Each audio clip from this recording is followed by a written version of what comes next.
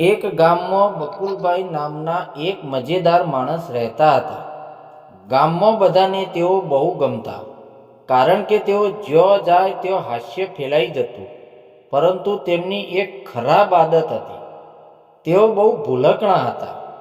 એક દિવસ સવારે બકુલભાઈની પત્ની કમલાબેન બોલ્યા, સાંભળો, આજે બજારમાંથી બટાકા, ટામેટા, મરચાં અને ધાણા લઈને આવજો, અને હા, કઈ વસ્તુ ભૂલતા નહીં.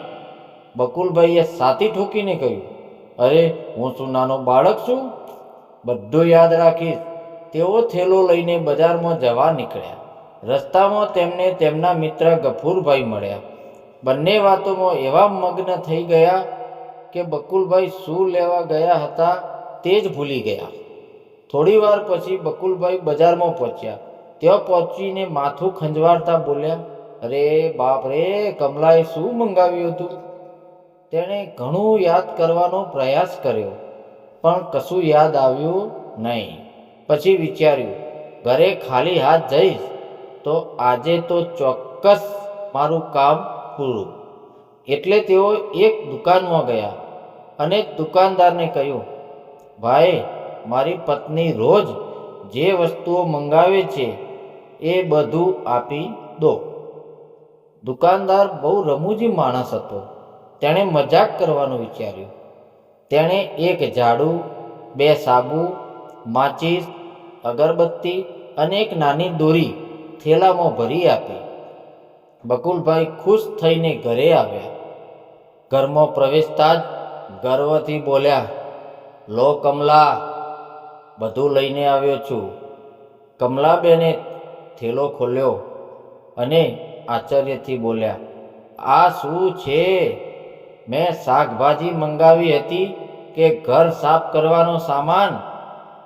બકુલભાઈ ધીમેથી બોલ્યા, મને તો બહુ જ જરૂરી લાગ્યું. ત્યાં જ તેમનો દીકરો હસવા લાગ્યો.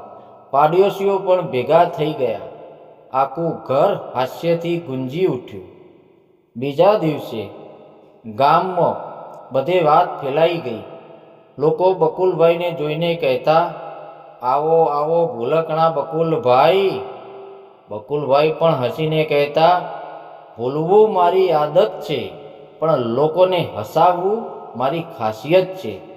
આ વાત પરથી આપણને શીખવા મળે છે કે હાસ્ય આપણી આજુબાજુ રહેલ તમામ વસ્તુ વ્યક્તિમાંથી પ્રાપ્ત થાય છે, પણ તેને આપણે કઈ બીજી જગ્યાએ શોધી રહ્યા હોઈએ છીએ. હાસ્ય અને ખુશી જીવનને હળવું બનાવી દે છે.